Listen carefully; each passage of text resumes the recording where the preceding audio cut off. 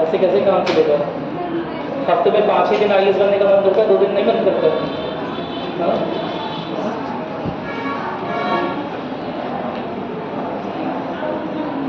आप बोलिए क्या था, क्या पॉइंट था? आयुष्मान क्या चल रहा था? मुझे याद दिलाएंगे किस बारे में बात हो रही थी? हाँ वो तो याद है। आयुष्मान की बात क्यों हो रही थी? सर आयुष्मान कार्ड को लेकर कुछ बात आप बोल रहे थे कि हाँ कुछ हाँ अच्छा, विरोध नहीं बता रहा था मैं, आपको ये बता रहा था कि जैसे आयुष्मान योजना में आपको पता होगा कि 5 लाख तक का इंश्योरेंस होता है ना? तो उस तरह की कुछ योजनाएं राज्य सरकार द्वारा भी अलग अलग राज्यों में है, अभी चल रही है। मेरी बात से शायद आपने सुना होगा राजस्थान के चुनाव में, बंगाल के चुनाव में, ठीक है? तो उस तरह की कुछ योजनाएं राज्य सरकारें भी अपने नागरिकों के लिए चला रही है। अब लेटर सपोज केंद्र सरकार 5 लाख रुपए दे रही है, ये मैंने नहीं किया, ठीक है?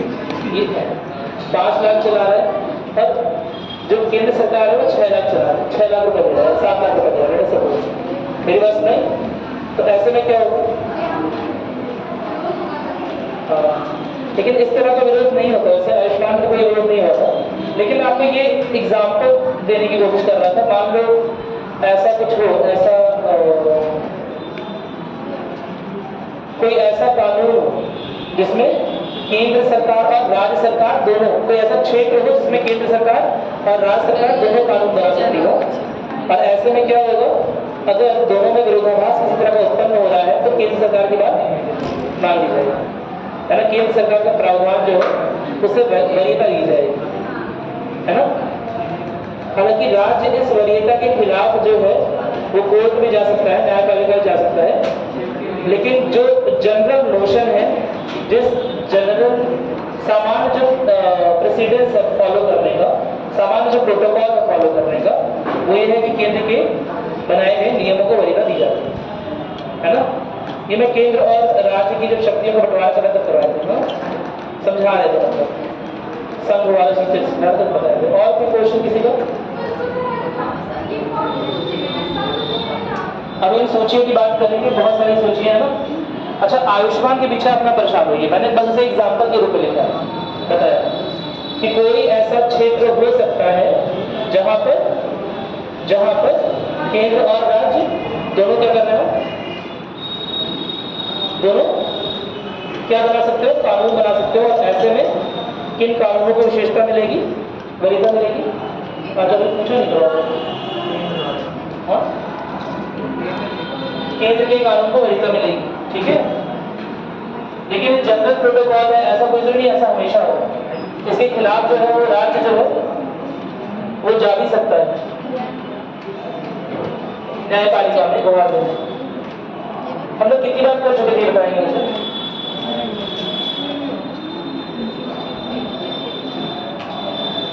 प्रियम्बल लिखी है ना आप लोगों ने? बोलिए।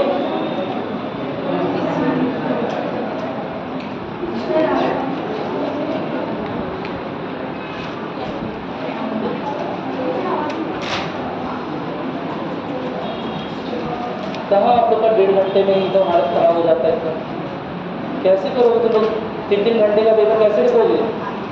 3 बार तो पानी पीने चले जाओगे, हाँ? पानी तो यहीं भी यहाँ पर पी के आए हैं, ऐसे वैसे लेट हो जाता ना हमारा तो सब कुछ।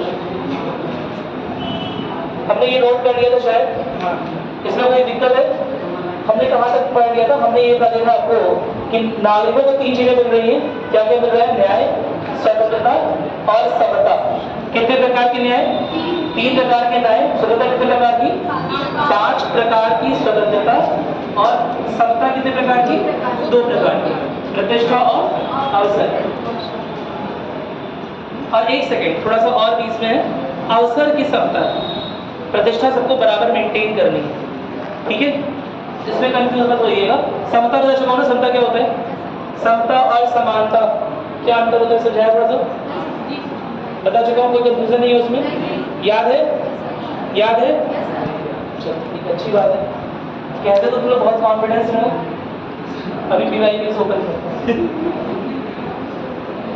अभी प्रीवियस ईयर क्वेश्चन देखते हैं कितना, ठीक है? और क्या मिल रहा है?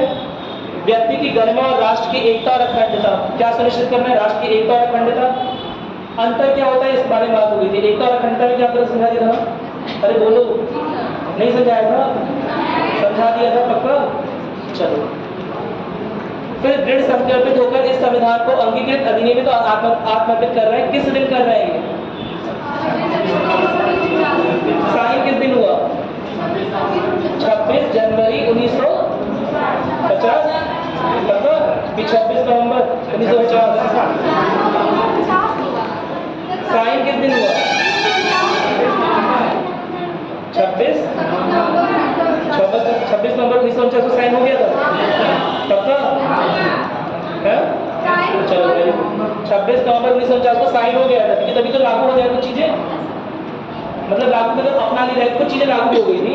मैंने आपको बताया था एकल नागरिकता, जैसे एकल नागरिकता वाली चीज कुछ विशेष प्रावधान उसी समय से लागू होगा, लेकिन मुख्य रूप से संविधान किस दिन से लागू होगा? 26 जनवरी 1950। क्या मेरी बात समझ में? ये पूछा जाता है 26 नवंबर 1949 से कौन सा संवैधानिक प्रावधान लागू हो गए थे? तो याद रखना, नागरिकता, एकल नागरिकता उसी दिन से लागू हो गई। क्या मेरी बात समझ में आ गई? कोई और विशेष प्रावधान थे जो राज्यों के विशेष प्रावधान है, जिसके तहत उन्हें विशेष दर्जा प्राप्त हो रहा है, वो सारे प्रावधान 26 नवंबर 1949 से ही लागू हो गए। ठीक है, राज्यों की श्रेणी में वो प्रावधान जो है वो आर्टिकल 370 से लेकर, जिसे हटा दिया गया है, आर्टिकल 371J तक लिखे गए। क्या मतलब हो गया? आर्टिकल 370, 371, 371A, 371B, 371C, पूरा सुनो J तक। सुनने आगे से सुन रहा हूँ, समझ गया ना? 371 से लेकर 1A से लेकर 370J तक, 371J तक। मेरी बात सुनाई? ये सब विशेष राज्यों के प्रावधान है कि राज्यों को किस किस तरह की विशेषता प्राप्त है। कोई दिक्कत तो नहीं है इसमें? अरे संविधान ऐसे ही इतना लंबा चौड़ा थोड़ा ना हो गया, इसमें राज्यों के बारे में भी लिख दिया है, इसे लंबा चौड़ा हो गया। क्या मेरी बात समझ आ गई? अरे बोलो। ठीक है, तो ये तुमने समझ लिया कि अंगीकृत अधिनियमित और आत्मर्पित करते हैं। अब हम बात करेंगे मुख्य तत्व की। लिखोगे? लिखना नहीं है तुम लोगों को, मैंने पीडीएफ सेंड करवा दी है, अब से आपको पीडीएफ सेंड हो जाएगी, आप लोग उसे नोट्स बना के लाओगे। यहाँ केवल इंपॉर्टेंट चीज लिखेंगे, ठीक है? तो पहला मुख्य तत्व क्या लिखवाया है उसमें? हम भारत के लोग। आप लोग नोट्स बनाते रहोगे, लेकिन इसका मतलब ये नहीं लिखे कि प्रैक्टिस छोड़ दो, क्योंकि वैसे भी आंसर राइट करके दिखा नहीं रहे हो, तो अगर प्रैक्टिस भी छूट जाएगी सब बेकार हो जाएगा। ठीक है, मैं आपको पीडीएफ सेंड करवा दूंगा। आपका क्या काम है? पीडीएफ से उतार लेना चीजों को, समझ, और जो चीज़ यहाँ समझाई जा रही है अगर उसमें कुछ ऐड किया जा रहा है तो वो लिख लेना साइड में। तो जब भी आप पीडीएफ से उतारोगे चीज़ों को लिखोगे तो थोड़ा सा स्पेस छोड़ दोगे, एक दो लाइन छोड़ते रहोगे। क्या मेरी बात समझ में आ गई? ठीक है, तो हम पहली चीज़ देख रहे हैं कि यह संविधान किसने किसे अर्पित किया। क्या लिखा हुआ है?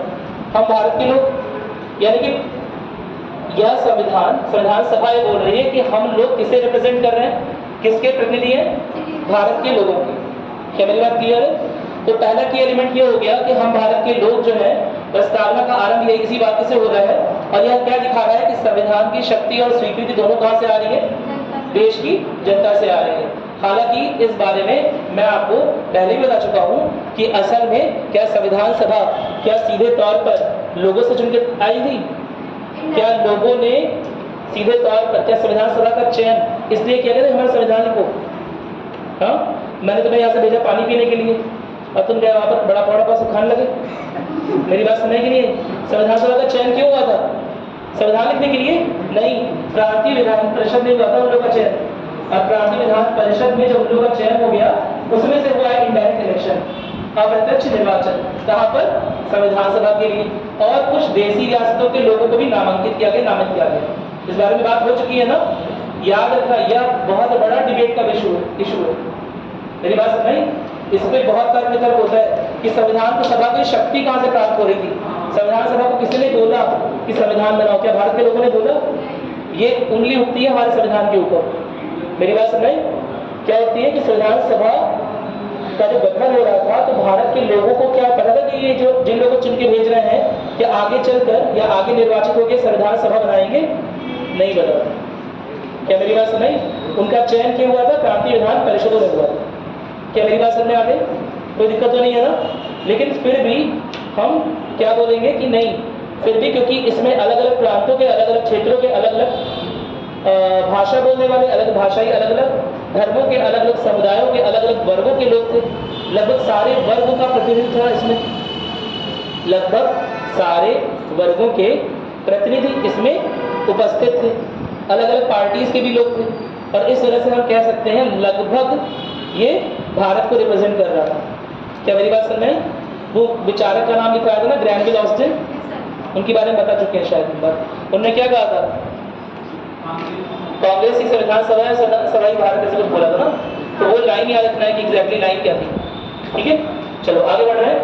हमें एक बात क्लियर होगी कि संविधान की शक्ति और स्वीकृति कहां से आ रही है? भाई लोग ही, लोगों के रिप्रेजेंटेटिव संविधान की प्रस्तावना पे नीचे साइन कर रहे हैं, यानी कि लोग ही संविधान को शक्ति दे रहे हैं। तो जब बोला जाता है कि अल्टीमेट सोर्स ऑफ पावर कौन है, अंतिम सोर्स कौन है, तो मतदाता। इसीलिए वो एनसीईआरटी को लाया था, उसमें आंसर था मतदाता उसमें, है ना। एनसीईआरटी में एक क्वेश्चन था। सामान्य तौर पर मतदाता आपके ऑप्शन में नहीं रहेगा, मेरी बात सुनाई, लेकिन अगर मतदाता ऑप्शन में होता है तो मतदाता को ही अंतिम सोर्स मानेंगे। किसका? शक्ति का। हाँ, अगर कॉन्स्टिट्यूशन मतदाता दोनों लिखा तो मतदाता को मानोगे। मतदाता लिखने का सेंस ही ये कि आप समझो क्या ये किसके द्वारा बनाया जा रहा है, किसके द्वारा लोगो लिखा जा रहा है? भारत के लोगों द्वारा। मेरी बात सुनिए, लोकतंत्र का मतलब ही यही होता है। लोकतंत्र का मतलब यही है कि सारी शक्तियाँ किसके हाथों में है? जनता के हाथ में। जनता ने वो शक्ति संविधान को दे दी तो बात अच्छी है ना। जनता ने वो शक्तियाँ सारी की सारी संविधान के हाथों में दे दी तो ये बात अच्छी है। लेकिन लोकतंत्र का मतलब क्या होता है?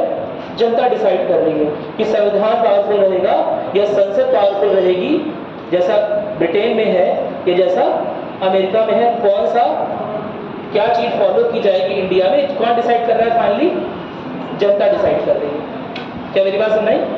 कोई दिक्कत तो नहीं है? इस बारे में बात हो चुकी है ना, ब्रिटेन में और इंडिया में। ब्रिटेन और इंडिया में नहीं, सॉरी, ब्रिटेन में कौन पावरफुल है ज़्यादा?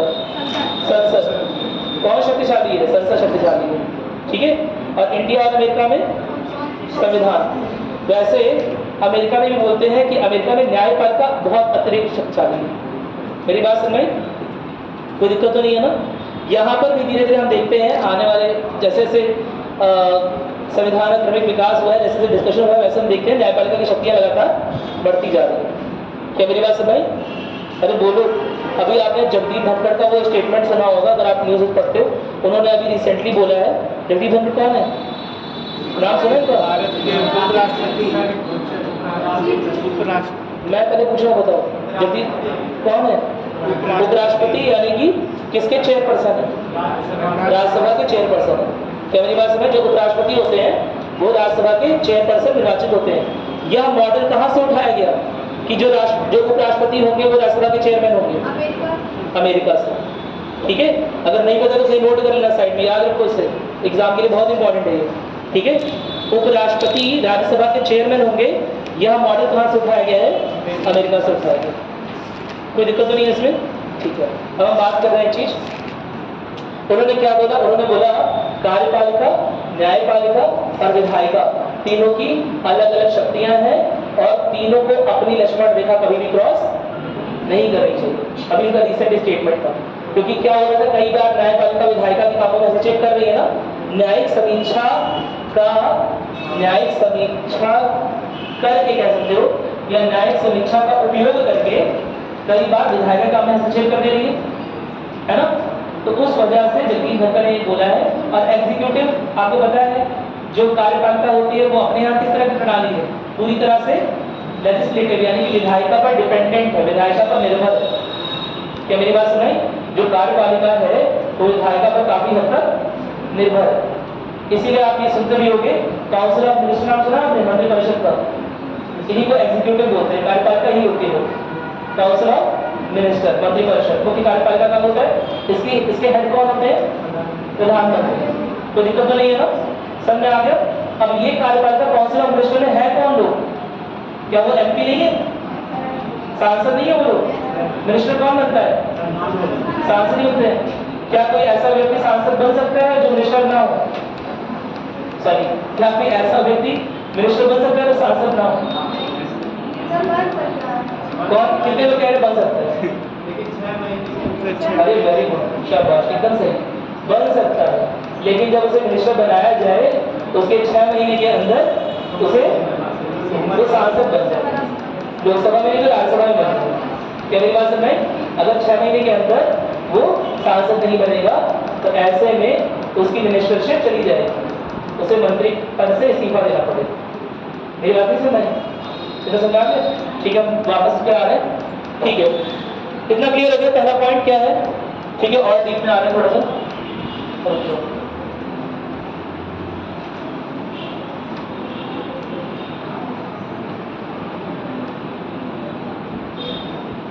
दूसरा वर्ड क्या है? संप्रभु, सॉवरेन। पहले बता चुका हूं संप्रभुता क्या होती है, किसी को डाउट है? संप्रभुता किसे बोलते हैं? एग्जैक्टली संप्रभुता किसे बोलते हैं? निर्णय लेने की क्षमता। और अच्छा बताओ, अच्छा करो, बता चुका हूं इधर क्लास में।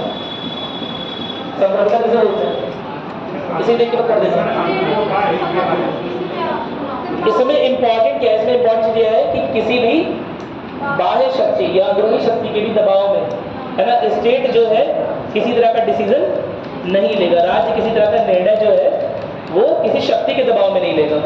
हमारी टेरिटरी का, हमारा जो भी क्षेत्र है उसके अंदर का सारा डिसीजन हमारा खुद का होगा और इसके लिए हमें कोई बाध्य नहीं कर सकता। या फिर केवल हमारी टेरिटरी में नहीं, अगर हमें किसी से अंतर्राष्ट्रीय संबंध भी रखना है, हमारा पाकिस्तान का संबंध कैसे होगा, हमारा चीन का संबंध कैसा होगा, हमारा बांग्लादेश के साथ संबंध कैसा होगा, हमारा म्यांमार के साथ संबंध कैसा होगा, यह सब निर्णय हम खुद लेंगे। कोई भी हमें इन निर्णयों के लिए किसी भी रूप से बाध्य नहीं कर सकता। क्या मेरी बात समझ?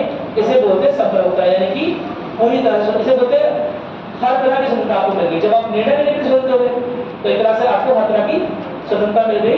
तो संप्रभुता जब उसमें पहला वर्ड लिखा हुआ है, आपने देखा होगा जो स्टार्ट हो रहा है, जल्दी से बोलो अपना क्रियापद जो लिखवाया था उसमें पहला वर्ड क्या लिखा है? प्रस्तावना का पहला शब्द क्या है? संप्रभुता। क्या मतलब हुआ पहला वर्ड? पहला वर्ड संप्रभुता क्यों लिखा हुआ है? क्योंकि संप्रभुता बहुत बहुत जरूरी मूल्य और आदर्श है। मेरी बात समझ? संप्रभुता बहुत जरूरी है। कैसे जरूरी है? कि किसी भी हाल में देश की संप्रभुता के साथ समझौता नहीं होना चाहिए। मेरी बात समझ?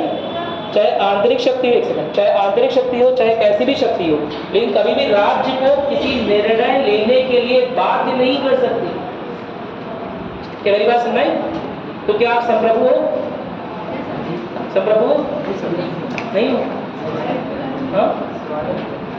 वो संप्रभु, अरे बोलो, ऐसे राष्ट्र को संप्रभु हो, लेकिन आप कुछ भी नहीं कर सकते। आप इंडिविजुअल रूप से संप्रभु नहीं हो, है ना? अगर आपने कमला बंद करके पढ़ाई कर रहे होगे, मम्मी चिल्लाते हुए आएंगे, घर पे सब लोग हड़कंप मचा देंगे, है ना? और अगर आप उसमें बोल दिए कि हम संप्रभु हैं, हम संप्रभु राष्ट्र का अंग हैं, कोई भी बाहर शक्ति नहीं बताएगी हमारे कमरे में क्या होगा। मेरी बात समझ कि नहीं है? हमारा जहाँ चाय का कप पड़ा है वहीं पड़ा है, कोई बात नहीं। हमने फ्रिज की बोतल में पानी नहीं लगाया, कोई बात नहीं। मेरी बात नहीं, क्योंकि हम कैसे राष्ट्र हैं? संप्रभु राष्ट्र है। कोई भी बाह्य शक्ति हमें मजबूर नहीं, बाध्य नहीं कर सकती किसी निर्णय को लेने के लिए। नहीं समझ पा रहे हो? तो ऐसा बोलोगे तो क्या पिटाई होगी कि नहीं होगी? जबरदस्त पिटाई होगी। मेरी बात नहीं समझ आ रहा है? तुम राष्ट्र के रूप में संप्रभु हो। मेरी बात सुनाई? कलेक्टिव रूप में संप्रभु, इंडिविजुअल संप्रभुता नहीं। क्या मेरी बात क्लियर है? याद रखना इस बात को। इंडिविजुअल संप्रभुता नहीं है। इंडिविजुअल संप्रभुता यानी कि लोकतांत्रिक शक्तियां, लोकतांत्रिक मूल्य नहीं आ गया। कलेक्टिव रूप में जो राज्य होता है, मैंने आपको इधर बताया हुआ है, राज्य के 4 अंग होते हैं। राज्य और सरकार में अंतर इस बार पूछा गया है। उधर स्टेट और गवर्नमेंट में क्या अंतर होता है? राज्य और सरकार में पूछा था मैंने इस क्लास में। हमेशा तो चौंके रहते हो तुम। बताया था ना? क्या 4 चीजें? कौन सी बताया? वेरी गुड, 4 चीजें बताई थी, कहीं नोट कर लो। आइए जरा, किसमें क्वेश्चन आया था ये? कितना सिंपल था, ठीक है? कि राज्य और सरकार में क्या अंतर होता है। प्री क्वेश्चन था, बहुत इंपॉर्टेंट। और सही बता रहा हूं, इतने डीप में आया था कि अच्छे लोग नहीं कर पाएंगे। 4 अंग होते हैं राज्य के। कौन कौन से? जनसंख्या और क्षेत्र और सरकार और संप्रभुता। मेरी बात समझ? तभी राज्य को राज्य बोलेंगे। अगर ये चारों चीजें में से एक भी चीज मिसिंग है तो उसे राज्य नहीं बोलेंगे। भारत की बात करते हैं, इंडिया स्टेट था पहले, अरे 1947 के पहले भारत स्टेट था भाई। कॉर्पोरेशन तो थी भारत के पास, नहीं थी भारत कॉर्पोरेशन। सब लोग 1947 की बात कर रहे हो, सब लोग की बात नहीं कर रहा। और जो पहले थे, क्या 1947 के पहले तो कॉर्पोरेशन तो नहीं होती ना, कोई जनसंख्या नहीं भारत की ना, क्षेत्र भी था ना, क्षेत्र भी था। और सरकार थी कि नहीं थी? सरकार थी, ब्रिटिश सरकार चला रहे थे भाई, मेरी बात सुनाई, ब्रिटिश सरकार चला रहे थे, सरकार थी, लेकिन क्या नहीं था? संप्रभुता नहीं थी।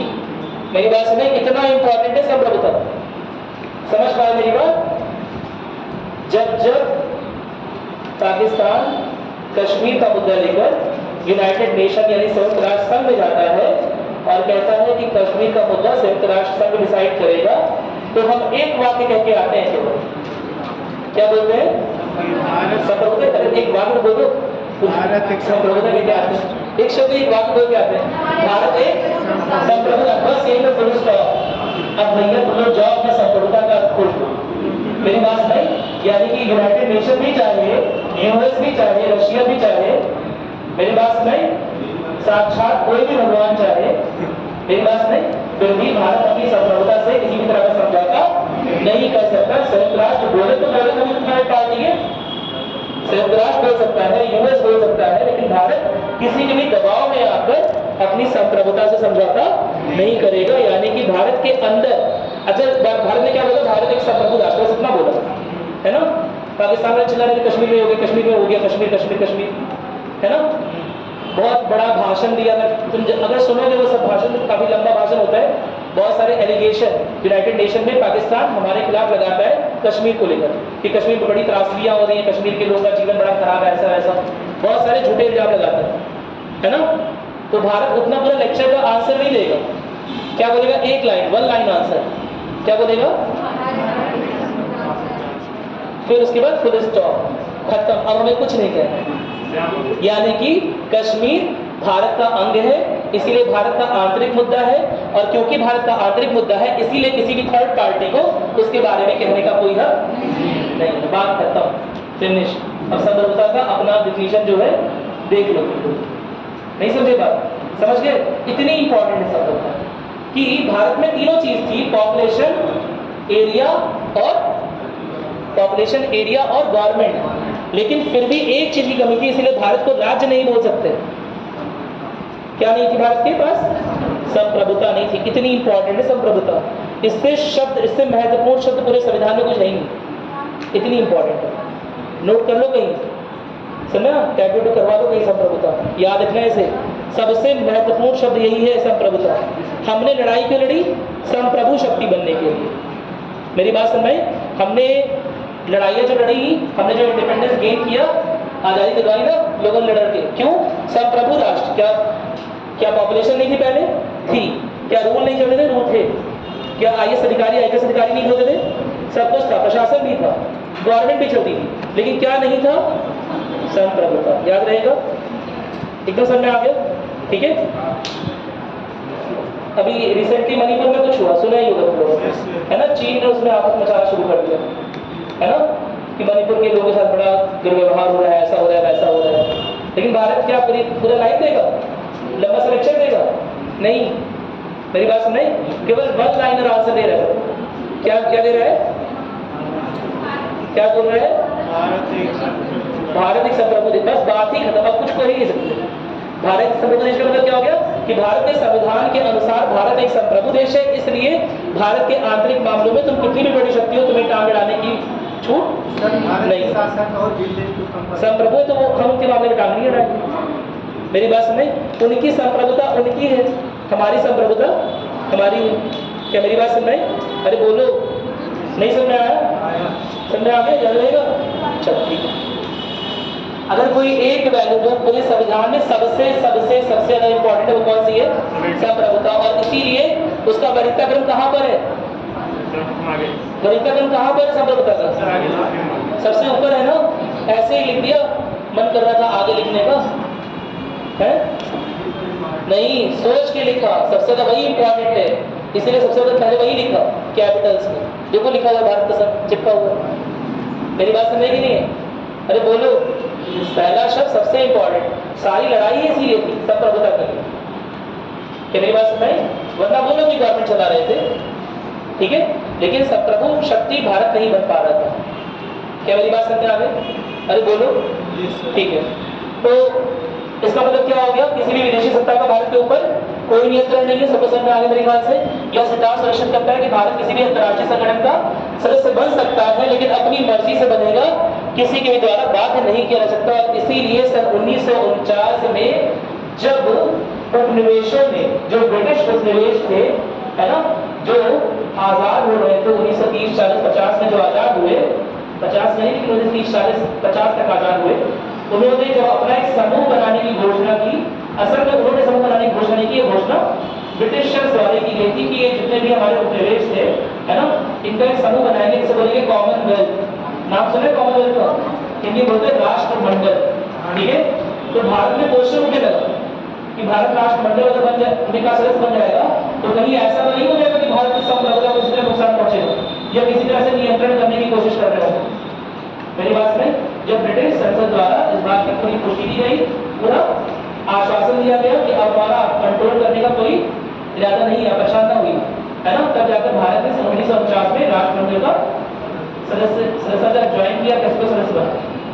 मेरी बात समझ आ गई? अरे बोलो, ये क्वेश्चन यूपीएससी में 2021 और 22 में ये क्वेश्चन 2022 में आया। मेरी बात समझ? संप्रभुता वाला और ये 1949 वाला, 1949 में कॉमनवेल्थ का पार्ट बना भारत, तो क्या उसकी संप्रभुता कम हो गई? नहीं कम। क्या मेरी बात समझ? भारत किसी भी संघ का, किसी भी अंतर्राष्ट्रीय संधि का भाग बन सकता है ना, बिना अपनी संप्रभुता से किसी भी तरह का समझौता किए। क्या मेरी बात समझ आ गई? संयुक्त राष्ट्र संघ का ही अगर मेंबर बन गया तो भी संयुक्त राष्ट्र संघ किसी भी चीज के लेकर भारत को बात नहीं कर सकता। अरे बोलो भाई, नहीं समझ आया? तो तुम लोग संप्रभु के नहीं हो, तुम लोग नहीं हो ना?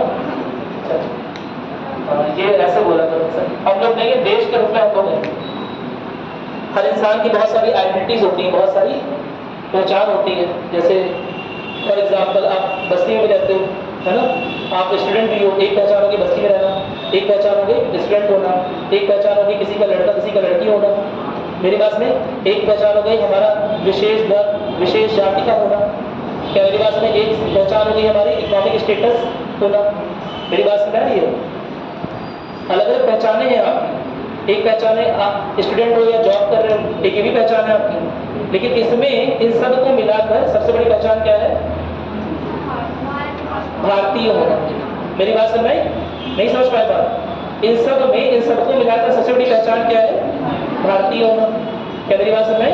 कोई भी पहचान इस पहचान के ऊपर एग्जिस्ट नहीं करती। क्या मेरी बात समझ? कोई दिक्कत तो नहीं है इसमें? तो उस हिसाब से भारत क्या है? एक संप्रभु राष्ट्र है। कोई दिक्कत नहीं, कलेक्टिवली आप क्या हो? संप्रभु। मेरी बात समझ? सामूहिक रूप से आप संप्रभु, इंडिविजुअल रूप से भी संप्रभुता हासिल करना बाकी है। चलो, दूसरा पॉइंट क्या है? समाजवादी। बहुत आसान है, कई बार चुका हूं। समाजवाद बेसिकली समाज में सबको बराबरी पर लाना है ना। मेन मुद्दा वही समता वाला है कि समाज में सबको बराबरी पर लाना है। अब बराबरी पर लाने के लिए जो मुख्य धारा में लोग हैं उन्हें कोई एक्स्ट्रा काम नहीं, उनके लिए कुछ एक्स्ट्रा नहीं करेंगे, लेकिन समाज में जो हाशिए पर खड़े लोग हैं, जो मार्जिनाइज्ड सेक्शन ऑफ सोसाइटी, क्या मेरी बात सुनाई, उसे मुख्य धारा में ज्यादा से ज्यादा जोड़ने का प्रयास निरंतर करते रहना चाहिए। क्या मेरी बात सुनाई? और इस वजह से एक इस तरह की कल्याणकारी व्यवस्था, एक कल्याणकारी सरकार बनाएगी जिसमें कभी भी कोई पीछे ना छूटे, सभी समाज के अंग बनकर या सभी एक एकीकृत समाज का अंग बने। क्या मेरी बात समझ? ऐसी व्यवस्था को बोलते हैं समाजवादी व्यवस्था। सोशलिज्म वर्ड सुना है? सोशलिज्म वर्ड सुना है? नहीं सुना है? कम्युनिज्म वर्ड सुना है? कम्युनिज्म इंग्लिश हिंदी में क्या बोलते हैं कम्युनिज्म को? कम्युनिज्म, रशिया कम्युनिस्ट कंट्री है ना, कम्युनिज्म ही बोलते हैं। बताओ साम्यवाद बोलते हैं। ऐसा मतलब कि हिंदी पढ़ते पढ़ते मेरी हिंदी तो सबसे स्ट्रांग हो जाए। तुम लोग को नहीं पता, साम्यवाद बोलते हैं। बताओ क्या अंतर होता है साम्यवाद और समाजवाद? जल्दी से बताओ। सुना होगा ना कि सुना ही नहीं है? सुना है तो बताओ, सुना है कि नहीं सुना? साम्यवाद नहीं सुना? सुने तो बताओ क्या होता है साम्यवाद? देखो समाजवाद क्या होता है कि मुख्यधारा में जोड़ना है ना, सबको बराबरी का मौका देना है, सबकी आर्थिक जो जरूरतें हैं वो पूरी हो जाए, जो संसाधनों का वितरण है वो इस तरह से समान हो कि लोग आर्थिक रूप से भी एक जैसे बने। क्या मेरी बात में जो इनकम इनक्वालिटी है, यानी कि जो अलग अलग लोगों का अलग अलग व्यवसाय से जो बहुत ज्यादा अंतर हो गया है धर्म प्रजाति में, अलग अलग समझ लो ना, अलग अलग वर्ग बन गए एक तरह से एक ही सोसाइटी है, एक बहुत धनी और एक बहुत गरीब शोषित। क्या मेरी बात समझ आ रही है? तो वो वर्गीकरण खत्म हो जाए समाज में, इस तरह की अवधारणा लेकर समाजवाद चलता है। लेकिन साम्यवाद क्या करता है? साम्यवाद थोड़ा सा फोर्स्ड है। फोर्स यानी कि अगर समाज के दो हिस्से बराबरी पर नहीं आ रहे तो जबरदस्ती वाली सरकार कुछ रूल्स रेगुलेशन टैक्सेशन लगाकर बराबरी पर लाए। क्या मेरी बात समझ में आ गई? अरे बोलो, तकिया मंगवा दो, तकिया मंगवा दो। अरे जाओ मुंह के और सोते जाओ क्लास में। नहीं नहीं बोलते, जाओ मुंह के और सोते जाओ क्लास में। उसके पीछे नींद आ रही, छोड़ो सामने बताओ, तकिया मंगवा देंगे आपको, है ना? चलो बताओ, ये समझ में आ गया? साम्यवाद क्या होता है समझ में आया कि नहीं आया? बताओ। साम्यवादी व्यवस्था है कि फोर्स्ड सोशलिज्म, जहां पर बराबरी नहीं है तो बराबरी पर लाने के लिए क्या होगा? इन पे तो टैक्सेशन लगाएगी और इनका जो भी आर्थिक कह सकते हो जो भी आर्थिक असमानता है उसे दूर करने के लिए इन पर टैक्स लगा के इनकी मनी को यहाँ डिस्ट्रीब्यूट करेगी। मेरी बात में तो कई बार यह व्यवस्था भी बहुत उचित नहीं होती है, क्योंकि हो सकता है कोई ज्यादा मेहनत करके आगे बढ़ा, साम्यवादी सरकार आपने सुना होगा जगह फेल हो गई। सुना कि नहीं सुना रशिया आपके बारे में? सुना है? इंडिया में फोर्स में जीएसटी नहीं है, इसे पढ़ते रहना अंतरराष्ट्रीय साम्यवादी नहीं चलता है। हाँ, इंडिया साम्यवाद लेके कहाँ चलता है? इंडिया समाजवाद लेके चलता है। इंडिया साम्यवाद लेके नहीं चल सकता। इंडिया कोई कम्युनिस्ट कंट्री नहीं है, इंडिया साम्यवाद लेके चलता है। और वो भी कैसे समाजवाद समझा रहा हूँ। इंडिया में लोकतांत्रिक समाजवाद चलता है, डेमोक्रेटिक सोशलिज्म। क्या मेरी बात समझ? कहीं नोट कर लो। इंडिया का कॉन्स्टिट्यूशन पढ़ने के बाद जो पॉलिटिकल फिलोसफर्स होते हैं, जो राजनीतिक विश्लेषक होते हैं, उनका मानना है कि इंडिया किसका फॉलो करता है? लोकतांत्रिक समाजवाद का। लोकतांत्रिक समाजवाद कि समाजवाद की भावना को तो प्रबल करना है, अन्य अन्य जो समाज में दूर दूर पड़े लोग हैं उन्हें एकीकृत तो करना है मुख्यधारा में, लेकिन इसके लिए लोकतांत्रिक प्रणाली का इस्तेमाल करना है। मेरी बात में इसके लिए जो कानून बनेगा, जो भी चीजें बनाई जाएंगी वो लोकतंत्र के माध्यम से बनाई जाए। ऐसा नहीं होगा कि जबरदस्ती किसी चीज पर इम्पोज कर दिया जाए या जबरदस्ती लोगों को परेशान किया जाए, ऐसा नहीं होगा। उनसे राय मशवरा लेकर ऐसा किया जाएगा। क्या मेरी बात क्लियर है? तो इंडिया क्या फॉलो करता है? डेमोक्रेटिक सोशलिज्म, यानी कि लोकतांत्रिक समाजवाद। कहीं नोट कर लेना ये टर्म ऐसे ही फॉलो होता है। मेरी बात समझ कि भारत की व्यवस्था कैसी है? लोकतांत्रिक समाजवाद वाली। और क्या विशेष गुण होते हैं? शायद आपने सुना कोऑपरेटिव फेडरलिज्म, नाम सुने? हमारा सोशलिज्म कैसा है? हमारा समाजवाद कैसा है? लोकतांत्रिक, यानी कि हम समाजवाद को कभी भी फोर्स नहीं करेंगे। मेरी बात में जबरदस्ती लागू नहीं करेंगे समाजवाद को, हम लोकतांत्रिक फेडरलिज्म प्रणाली से काम करेंगे। ठीक है? और दूसरा क्या है? हमारा संघवाद, फेडरलिज्म, याद है? तो हमारे जो व्यवस्था है वो है कोऑपरेटिव फेडरलिज्म, इसे बोलते हैं सहकारी संघवाद। नोट किया कहीं? भूल जाओगे सब लोग सब कुछ। सहकारी संघवाद कहीं साइड में नोट करते रहो, है ना? जगह बताया था ना 70-30 में डिवाइड करोगे, साइड में एक और चीज नोट करते रहो, सहकारी संघवाद। सहकारी संघवाद क्या होता है कि स्टेट्स मिलकर काम करेंगे, है ना? स्टेट्स मिलकर काम करेंगे, अपना भी भला सोचेंगे और यूनियन का भी भला सोचेंगे, केंद्र का भी भला सोचेंगे, केवल अपना ही अपना भला नहीं सोचेंगे। मेरी बात समझ में? लोग जो लोग सुबह उठ के झाड़ू लगाते हैं वो अपने द्वारा कूड़ा कहाँ बटोर देते हैं? कहाँ बटोरते हैं? दूसरे को तुम बता रहे। मेरी बात समझ? अपने द्वारा सब यही करते हैं। कोई ऐसे कहाँ ले जाएंगे और कूड़ा? अपने घर साफ करेंगे घर सामने और बगल वाले के सामने ढेर लगा देंगे। क्या मेरी बात सुने? अपने घर के सामने बॉर्डर पड़ी है तो पैर से मारा लिया अपनी, गंदा दूसरे वाले घर इकट्ठा कर दे। मेरी बात सुने? कूड़ा इकट्ठा हुआ है तो दूसरे के घर के सामने रख के भागा लेंगे, कहाँ फेंकने जाएंगे? नहीं। लेकिन सोचो अगर स्टेट ऐसा करने लगे, अगर मध्य प्रदेश अपना सारा कूड़ा, अपना सारा कचरा अपने बगल के उत्तर प्रदेश में ट्रांसफर कर दे, हाँ चल पाएगा? देश चल पाएगा? नहीं चल पाएगा। क्या मेरी बात समझ पा रहे हो मैं क्या बोलने की कोशिश कर रहा हूँ?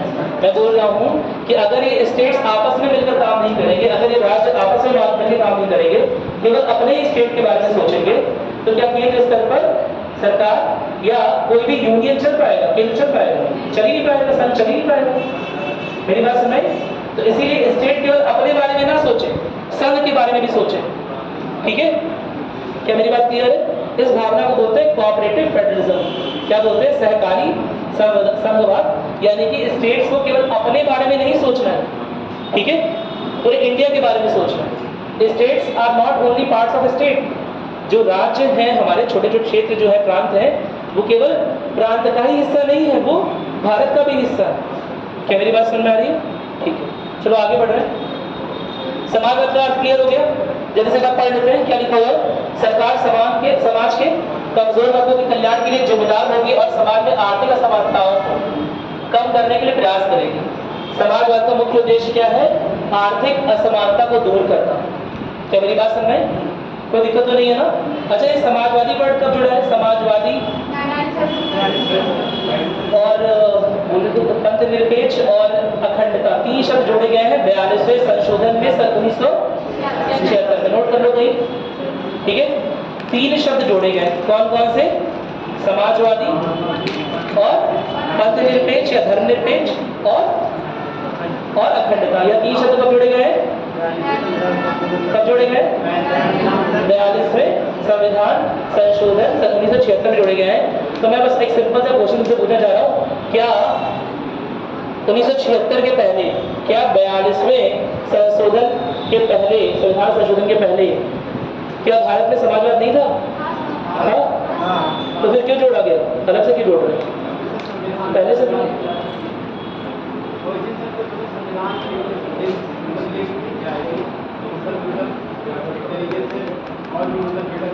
ये बात सही है कि बहुत सारी चीजें संविधान में व्यक्त हैं, लेकिन संविधान में तो लिखी हुई है, लेकिन प्रस्तावना में व्यक्त नहीं है। मेरी बात है? प्रस्तावना में खुलकर व्यक्त नहीं है, छुपे हुए रूप में संविधान में लिखी हुई है। लेकिन ऐसी क्या जरूरत पड़ गई थी समाजवादी शब्द जोड़ने की? हाँ, वरीयता क्यों दी जा रही थी? पता है, उस समय का पॉलिटिकल सिनेरियो भी ऐसा ही था। उस समय का जो राजनीतिक परिदृश्य है वो कुछ ऐसा हो गया था कि समाज में 2-4 प्रोग्राम तो चल रहे थे, जिसमें एक था इंदिरा गांधी का प्रोग्राम, शायद आपने सुना होगा, गरीबी बचाओ, गरीबी हटाओ। समझ में आ गया? ठीक है, गरीबी हटाओ जो प्रोग्राम चल रहा था, उसके तहत क्या करना है? समाज के जो आर्थिक पिछड़े वाले लोग हैं उन्हें मुख्य धारा में जोड़ना है, मुख्य उद्देश्य। इसके अलावा एक और चीज थी, उस समय अमेरिका और भारत के रिश्ते थोड़े से खराब हो रहे थे, अंतर्राष्ट्रीय संबंध की थोड़ी सी चीजें समझ रही थी। अमेरिका और भारत के रिश्ते खराब होने की वजह से आपको पता होगा 2 गुट में पूरा विश्व बटा हुआ था, अमेरिका और सोवियत संघ। मेरी बात सुनाई? इन 2 गुटों में पूरा विश्व बटा हुआ था, अमेरिका और कुछ अमेरिका के दोस्त थे, है ना, वेस्टर्न कंट्रीज, और कुछ सोवियत संघ के दोस्त थे, है ना, उनका गुट अलग अलग था। और दोनों सारे देशों को अपने में मिलाने की कोशिश कर रहे थे, अपना समूह बड़ा करने की कोशिश कर रहे थे। क्या मेरी बात सुनाई? कोई दिक्कत तो नहीं है ना? इसी क्रम में भारत में भी कई बार अमेरिका और भारत को भी चाहते हैं अमेरिका भी मिलाना, सोवियत संघ भी मिलाना, ठीक है। तो कई बार ऐसा हुआ कि भारत ने जिस वरीयता की उम्मीद अमेरिका से की थी वो भारत को नहीं मिली। क्या मेरी बात सुनाई? उसी कहानी के बताऊंगा आराम से, क्योंकि हमारा कुछ पीछे, लेकिन याद दिलाना की कहानी बाकी है, ठीक है। तो वरीयता क्रम जिस तरह से देना चाहिए था उस तरह से नहीं दिया गया, इसीलिए भारत में इंदिरा गांधी वापस लौट के आती हैं, उन्हें काफी वेट कराते हैं, वहां के प्रेसिडेंट होते हैं उस समय निक्सन काफी जिस तरह से प्रतिनिधि से, जनप्रतिनिधि से बात करना चाहिए उस तरह से नहीं करते हैं, थोड़ा सा बेइज्जत फील कराते हैं। क्या मेरी बात सुनाई?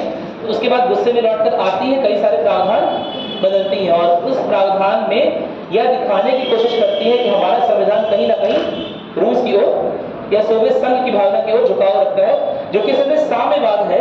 हमने साम्यवाद वर्ड नहीं लिखा, हमने क्या लिखा? समाजवाद। क्या मेरी बात सुनाई? कोई दिक्कत तो नहीं है? कोई समस्या नहीं है। उसी समय पे लिखा गया, मैंने कारण आपको बता दिया। कोई दिक्कत तो नहीं है इसमें? अरे बोलो। 3 वर्ड जोड़े गए, मैंने कौन सा बताया?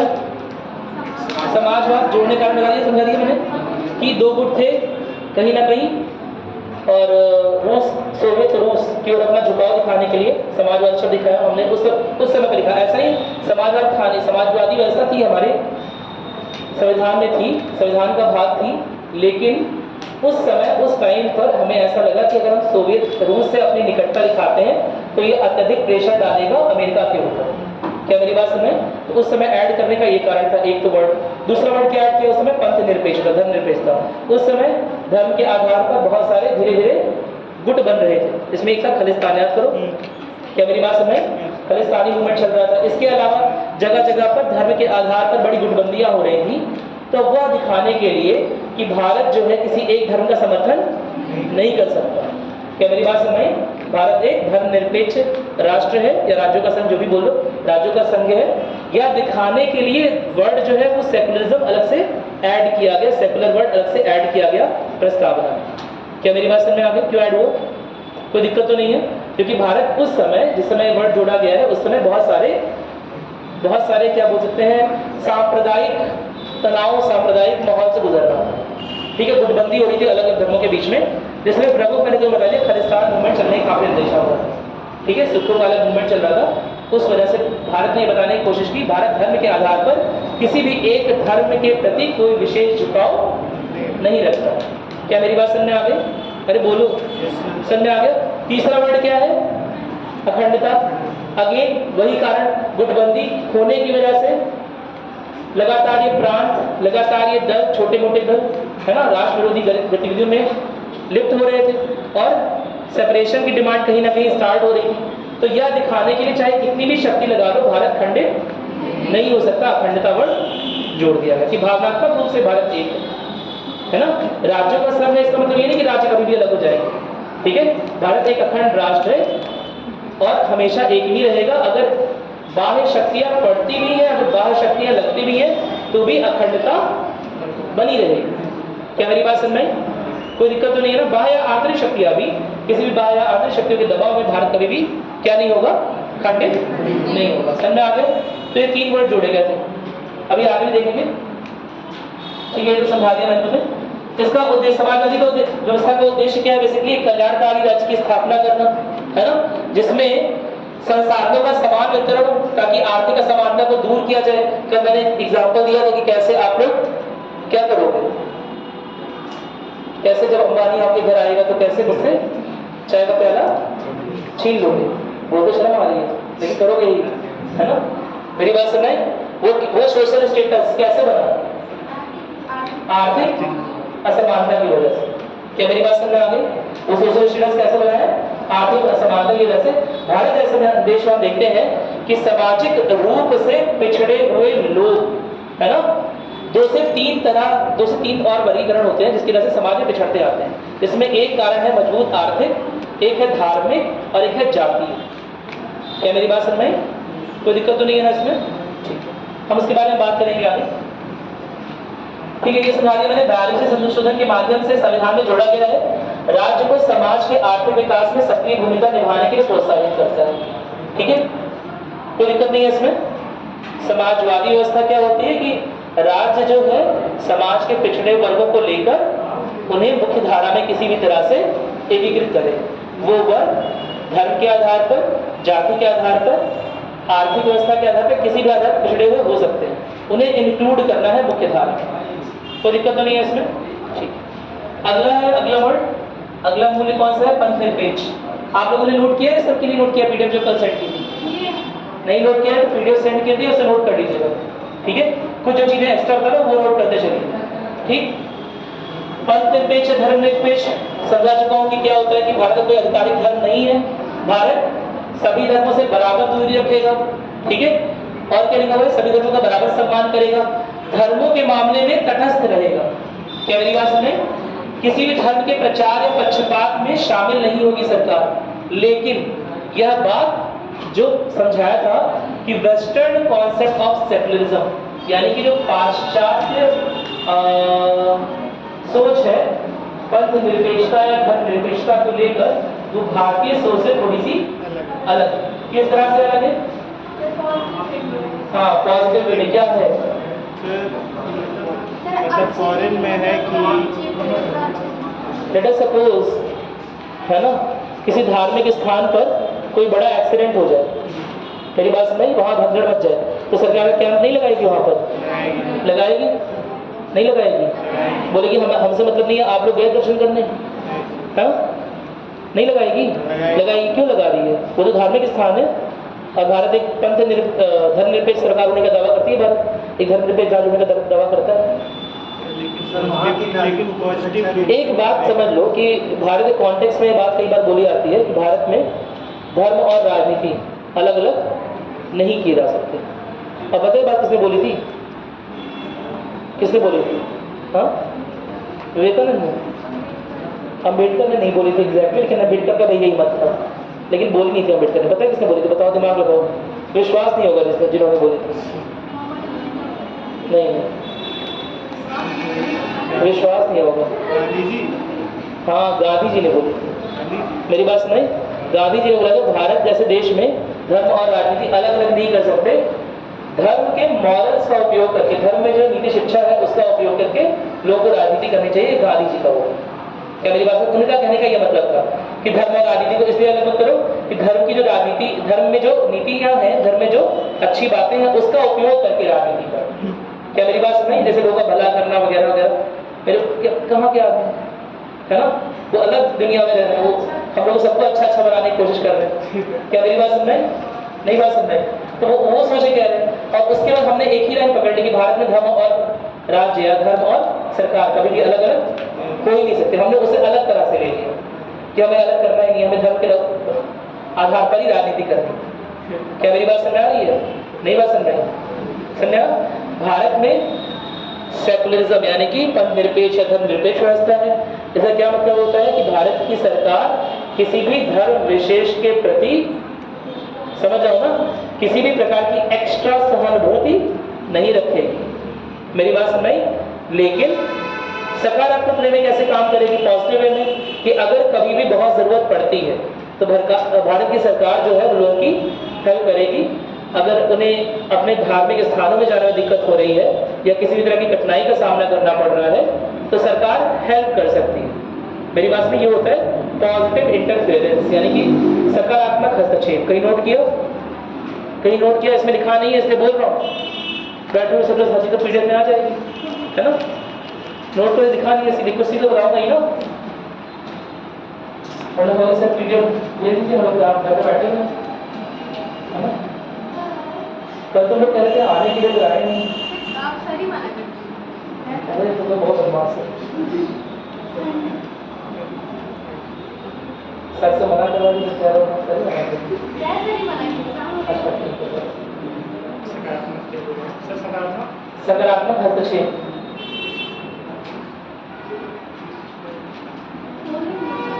हाँ ये लिखोगे भारत में, भारत का पंथ निरपेक्ष, ऐसे लिखो एक नोट बना के, भारत में लिख लो या भारत का पंथ निरपेक्ष, भारत का पंथ निरपेक्ष सिद्धांत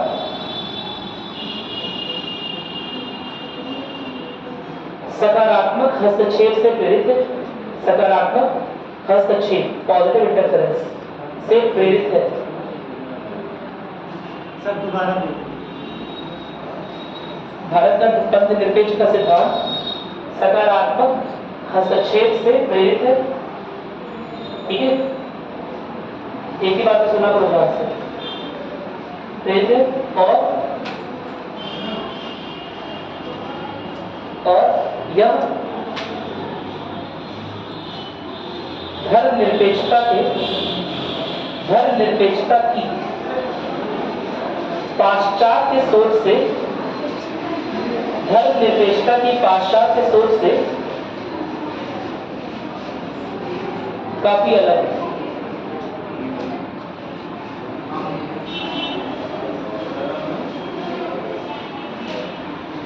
असल में मुझे दोबारा बोलने में दिक्कत नहीं है, लेकिन दोबारा मैं वही बात तो बोलूंगा, इसकी कोई गारंटी नहीं।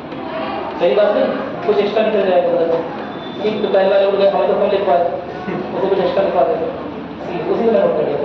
ठीक, चलो समझ आ गया इतना, एकदम क्लियर हो गया कि जो वेस्टर्न नोशन है सेकुलरिज्म का, वो तटस्थता देता है, सकारात्मक रूप से भी और नकारात्मक रूप से भी किसी भी तरह से धर्म के मामले में हस्तक्षेप नहीं करता है। लेकिन भारत में सरकार, राज्य धर्म के मामले में हस्तक्षेप कर सकता है सकारात्मक रूप से।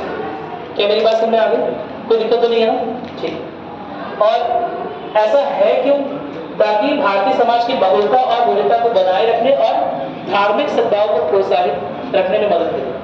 ठीक है, क्योंकि अगर ऐसा नहीं करेगा तो फिर ऐसा हो जाएगा कि सरकार एक वर्ग या एक समुदाय या एक धर्म विशेष के प्रति विशेष झुकाव रख रही है, और ऐसा करने पर क्या होगा?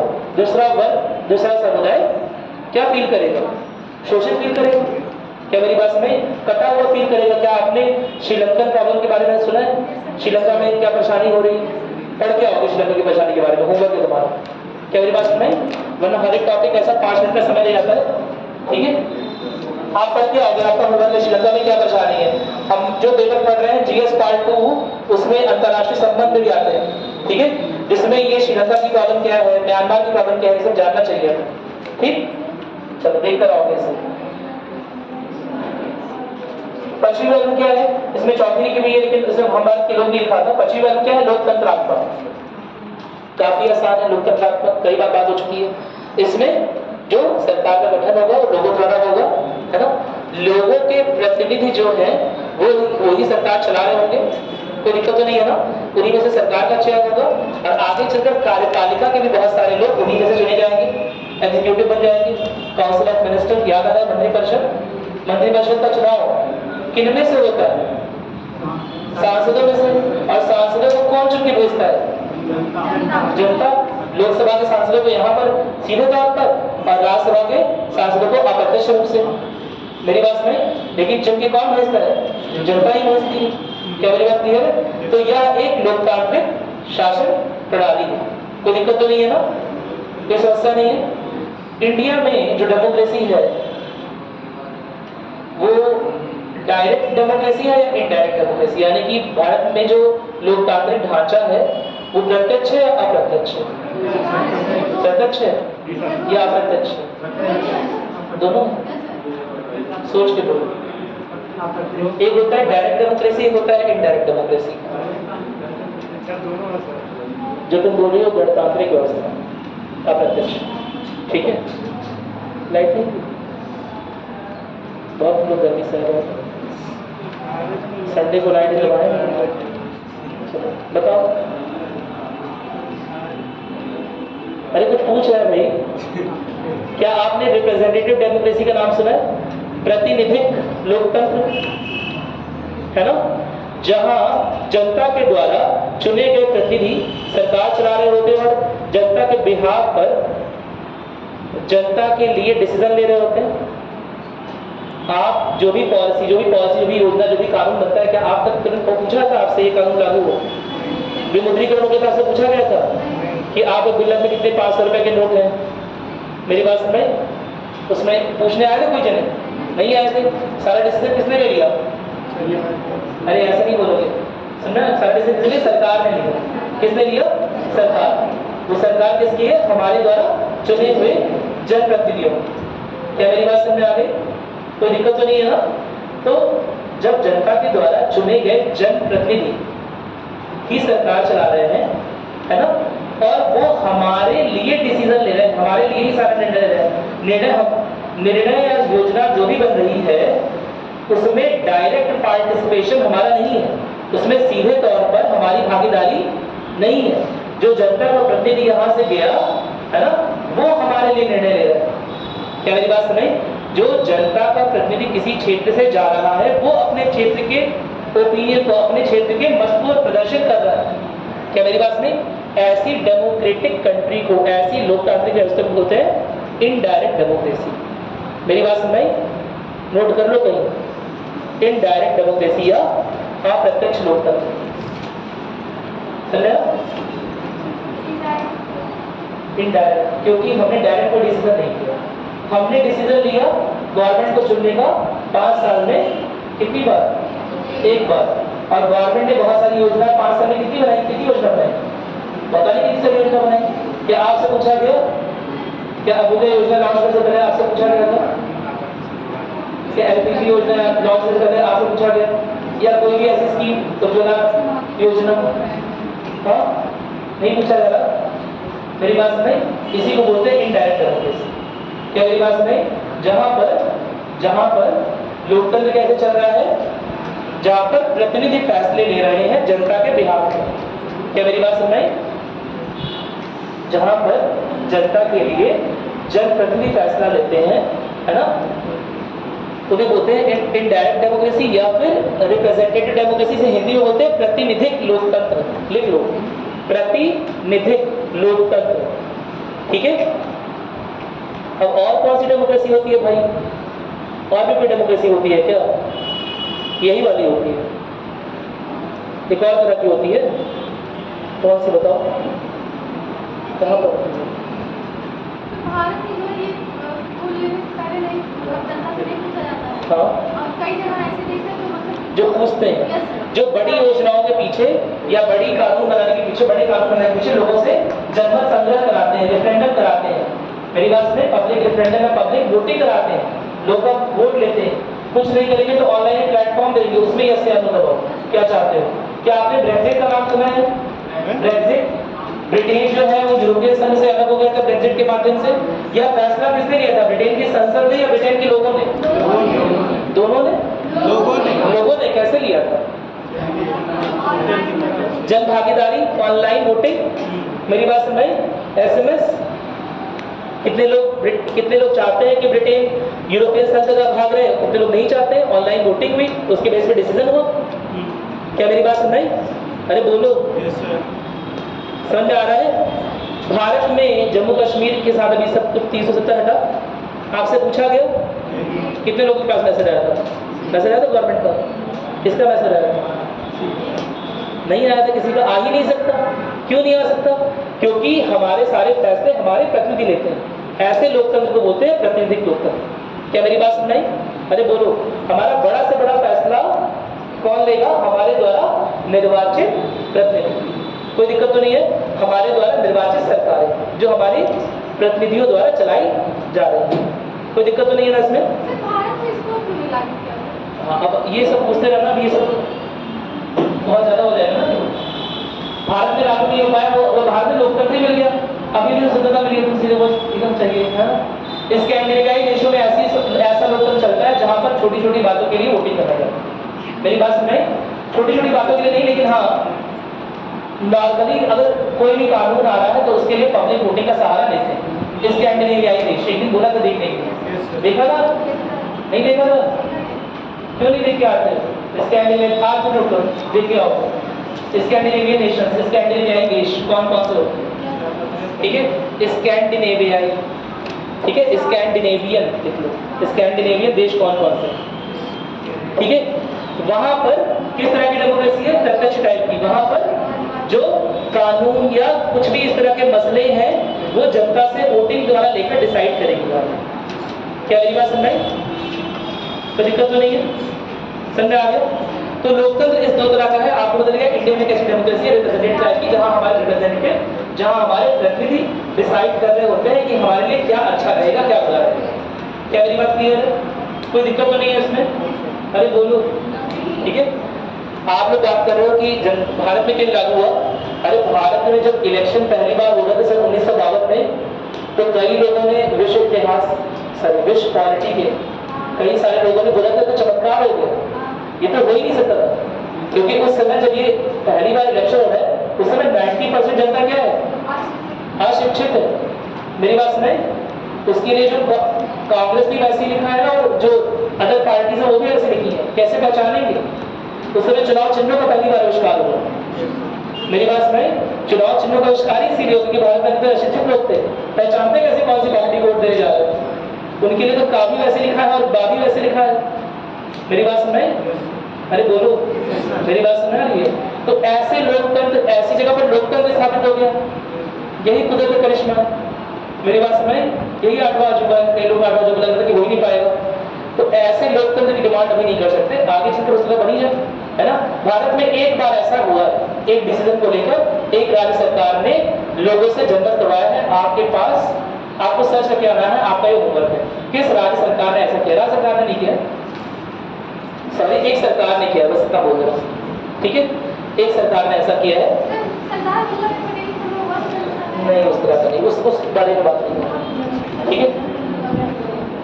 वो तो भारत में भाग लेंगे वो लोग कि नहीं लेंगे उस बारे में हुआ था, है ना, जूनागढ़ में भी हुआ था ऐसा। एक बार देख लेते हैं, लोकतंत्र संघ आ गया। भारत में किस तरह का लोकतंत्र है? प्रतिनिधित्व लोकतंत्र, जहां जनता अपने प्रतिनिधियों को चुनकर सरकार का गठन करती है। नोट कर लेना इस बात को, कैसे नोट करना है, 2 मिनट हमारे पास, ठीक है। और लोकतंत्र कैसे निर्धारित होता है? देखो लोकतंत्र हम 3 तरह से बोल सकते हैं। एक तो प्रतिनिधित्व लोकतंत्र हो गया, दूसरा क्या हो गया, मूल अधिकार। आपको पता है, आपको कई सारे मूल अधिकार मिले हुए हैं, इसके बारे में कई बार बात हो चुकी है, अभी विस्तृत रूप में एक और बात होगी, ठीक है। बहुत सारे मूल अधिकार दिए गए हैं, वो भी क्या दिखा रहे हैं कि भारत में लोकतांत्रिक व्यवस्था है, कोई दिक्कत तो नहीं है ना। भारत में जनता की सुनी आती है, जनता के अधिकारों को प्रोटेक्ट यानी कि क्या कहता है, हाँ, जनता के अधिकारों की रक्षा करती है सरकार। क्या मेरी बात क्लियर है? कोई दिक्कत तो नहीं है ना। तीसरा क्या लिखा है, न्यायिक समीक्षा, इसके बारे में बात हो चुकी है, जहां न्यायपालिका, कार्यपालिका और विधायपालिका के कार्यों की समीक्षा कर सकती है। जहां सुप्रीम कोर्ट कार्यपालिका ने क्या किया है, विधायिका ने क्या किया है, जो बिल पास किया है वो लोगों के हित में है कि नहीं हित में है। मेरी बात सुनाई, जो कानून आया है उससे लोगों का भला होगा या कुछ अंदेशा है कि कुछ खराब भी हो सकता है, ठीक है। वो सारी चीजें तय करती है कोर्ट। कैसे तय करती है? न्यायिक समीक्षा का इस्तेमाल करके। क्या मेरी बात सुनाई? जुडिशियल रिव्यू, इसे इंग्लिश में बोलते हैं, जुडिशियल रिव्यू। कोई दिक्कत तो नहीं है। आजकल इसके लिए एक और शब्द का इस्तेमाल होता है, जब मीडिया में न्यायपालिका की आलोचना करते हैं या सरकार के लोग न्यायपालिका की आलोचना करते हैं, तो एक और शब्द का इस्तेमाल करते हैं। उस शब्द के बारे में आपको बताया था मैंने एक बार, याद है? इसी टर्म को नकारात्मक रूप से प्रदर्शित करने के लिए मीडिया में एक और शब्द का इस्तेमाल करते हैं। न्यायिक समीक्षा को एक और चीज कहते हैं, सोचो, न्यायिक अतिरेकता, ओवररीच। कुछ याद नहीं हो तो सही बताओ, ठंडा होता है पानी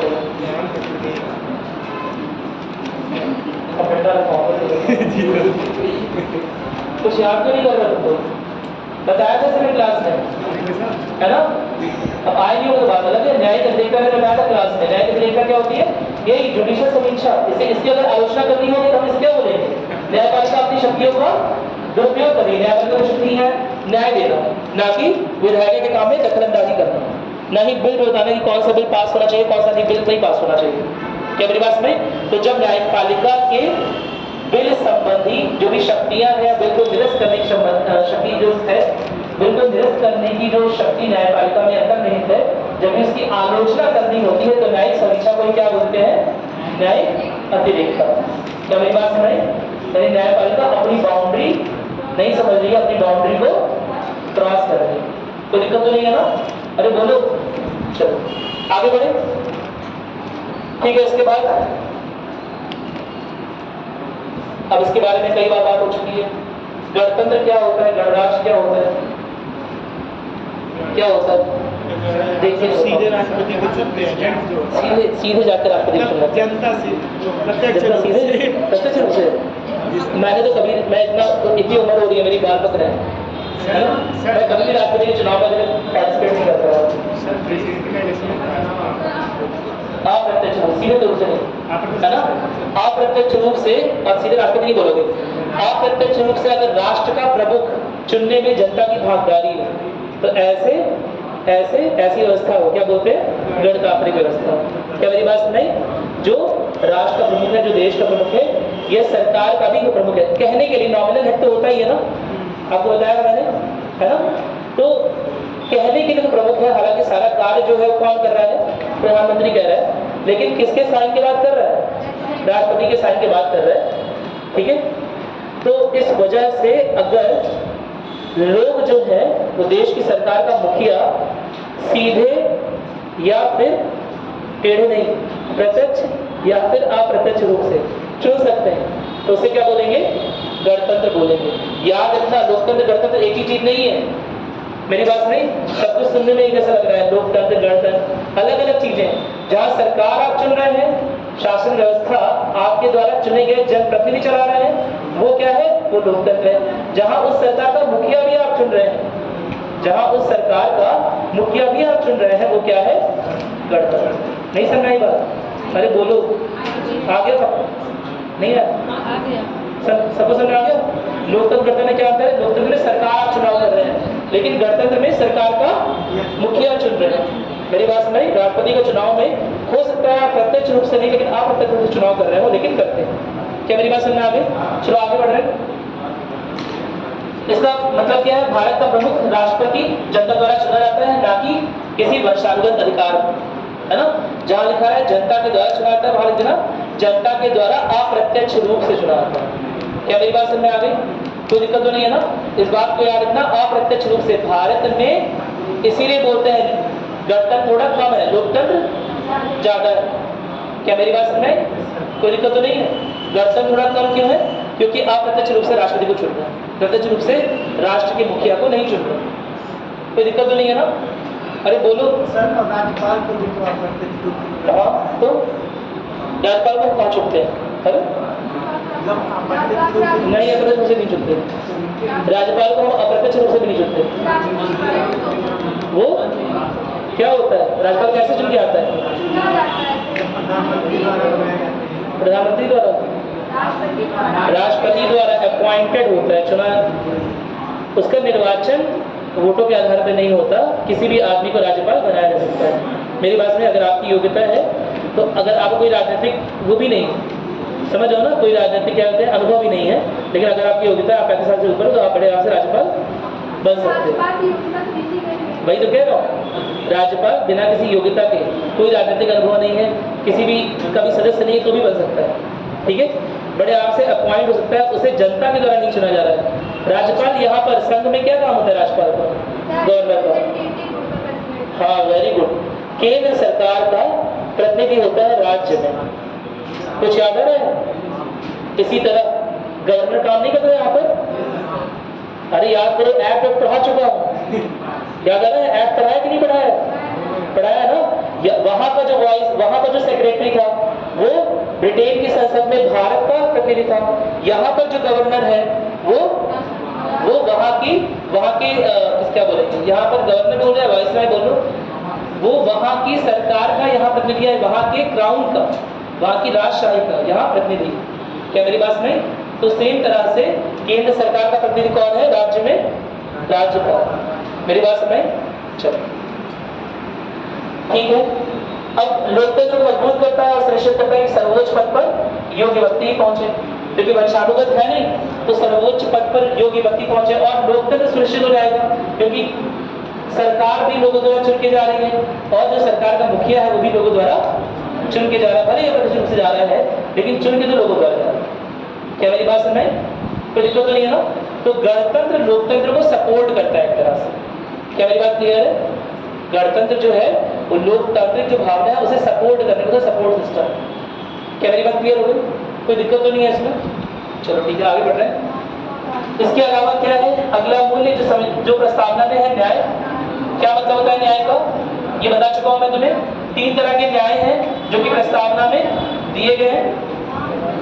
अर्थ क्या होता है? समाज में सभी व्यक्तियों को समान अवसर और अधिकार मिले, है ना?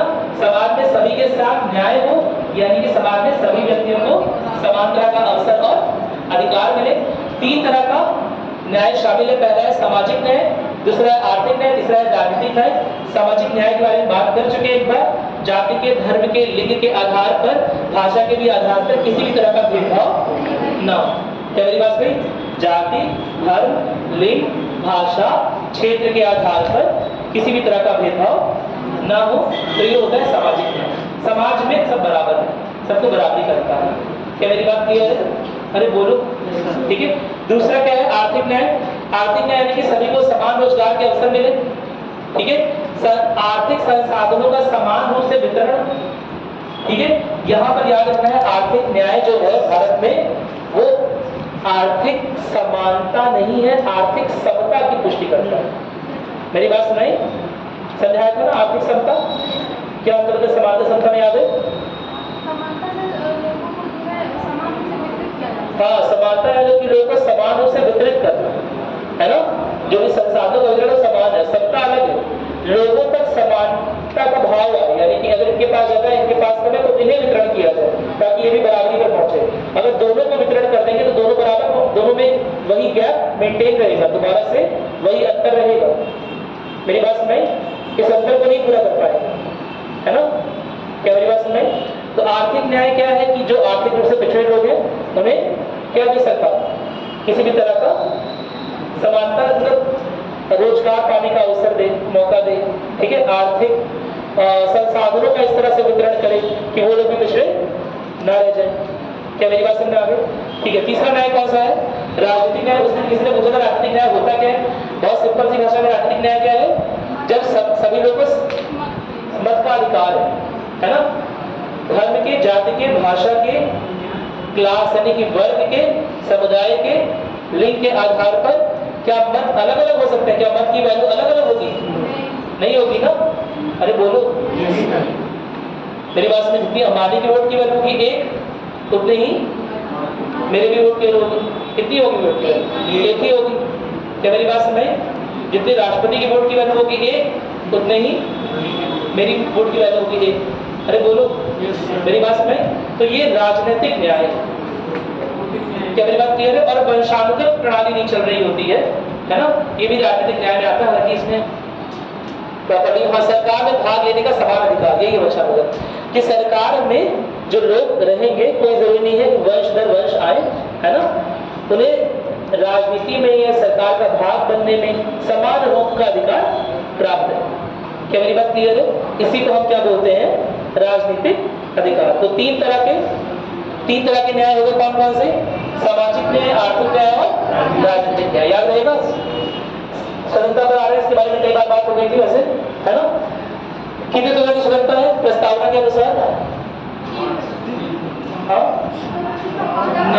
न्याय तीन तरह का है। और स्वतंत्रता कितनी तरह की है? 6 5 पक्का? चलो ठीक है। याद है कौन कौन सा? चलो ठीक है, बताओ। विचार, अभिव्यक्ति, विश्वास, धर्म और उपासना। Very good. चलो उपासना बताएं, मैं समझ में आ गया तुम लोग मेरी बात से। ठीक है, क्या बताया इसमें? ये तो हो चुका है ना, कल बताया था इसके बारे में कि 5 तरह की स्वतंत्रता है। आप इसमें किसी भी तरह का डिस्क्रिमिनेशन नहीं होगा, किसी भी तरह का पक्षपात नहीं होगा। लोग जो है बिना किसी खौफ के, बिना किसी डर के, है ना, ये सारी चीजें आराम से प्रैक्टिस कर सकते हैं, अपने विचार रख सकते हैं, अपने विचारों की अभिव्यक्ति कर सकते हैं, कोई विचार खुद पर भी रख सकते हैं, है ना, कोई विश्वास अपना सकते हैं, किसी भी धर्म को अपना सकते हैं, किसी भी पंथ को अपना सकते हैं, साथ ही साथ किसी भी तरह की उपासना कर सकते हैं, जो भी करना चाहे धर्म के रूप में या जो सभी सामाजिक जीवन जीना चाहे उसके लिए पूरी तरह से स्वतंत्र है। क्या मेरी बात समझ में आ गई? तो इस तरह के स्वतंत्रता के अधिकार की व्याख्या किसमें की गई है? प्रस्तावना में। कितने तरह की स्वतंत्रता? 5 तरह की। याद रहेगी? चलो आगे बढ़ रहे हैं। समतल कौन कौन सा? सभी नागरिकों को कानून के समक्ष समानता और अवसर की समानता प्राप्त होनी चाहिए। ठीक है, यह सुनिश्चित करता है किसी भी व्यक्ति के साथ उसके धर्म, जाति, लिंग या जन्म स्थान के आधार पर भेदभाव नहीं होगा। एकदम आसान है, कोई दिक्कत तो नहीं है ना?